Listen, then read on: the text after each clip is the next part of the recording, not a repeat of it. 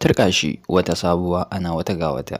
Tabbas wa'innan dalilai kaɗai sun isa su girgiza wato mai martaba sarkin gabas game da wannan abu da ya sa Abba ya aiwatar ba don son halin shi ba kuma ba don son ran shi ba.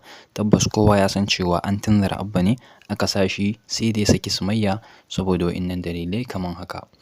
To mai sauraro ka biyo mu a cikin wannan shiri inda za ka ji mu ɗauke da wannan cikakken rahoto namu na wannan rana game da dalilan da suka tunzura wato shi sarkin gabas har kuma ya sa sai dai Abba ya saki ita Sumayya a cikin wannan shiri na fim ɗin labari na. Alhamdulillahi nahmaduhu wa nasta'inuhu wa nastaghfiruh wa na'udhu billahi min shururi anfusina wa sayyiati a'malina. Man yahdihillahu fala mudilla lahu wa man yudlil fala hadiya lahu. Ashhadu an la ilaha illallah wa ashhadu anna Muhammadan abduhu wa rasuluh. Amma ba da uwa assalamu alaikum wa rahmatullahi wa barakatuhu. Barkamu da sake saduwa da ku a wani sabon shirin namu na yau.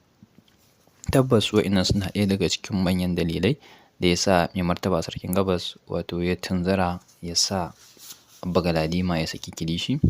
Na farko dai shi mai martaba sarkin gabas baya son a ce martaban sarkin gabas ya faɗi.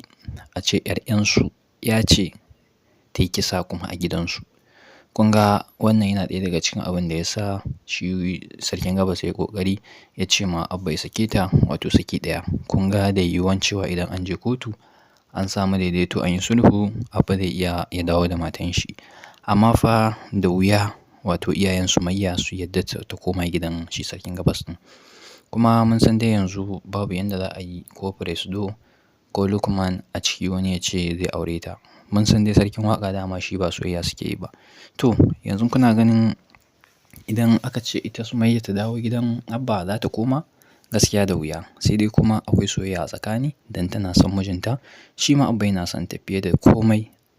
Amma kuma sai ga ita kanta yanzu Jamila tana ƙara tuso kanta game da yanda za ta yi ƙoƙari ta ga ta tura ma wato Abba soyayyanta a cikin zuciyan shi. Sai dai kuma shi Abba yanzu idan muka lura gabaki ɗaya ba ta soyayya yake yi ba.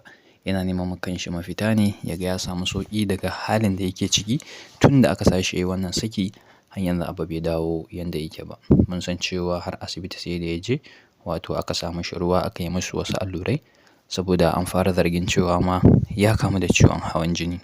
Duba da yanayin irin tension da ya shiga wato da stress yanda kilishi ta sa shi a cikin tashin hankali da masifu kala kala wanda gar da gar kowa ya sani ya gani cewa kilishi ba ta ƙaunar Abba ko na sakon ɗaya ba kuma ta ƙaunar Sumayya saboda ƙiyayya ga Sumayya ne ya shafi Abban shi kanshi. Amma yanzu fa shi dama dukkan abin da kake matsa mashi kake matsa mai yau da gobe ranan da ya kile wallahi ba zai taɓa jin tsoron ka ba. Ku duba yanzu yanda Abba har yake iya buɗe baki yana gaya ma kilishin magana har Allah ya isa ya mata ya ce tsakanin shi da ita Allah ya isa saboda ta cutar da shi kuma da gaske ne.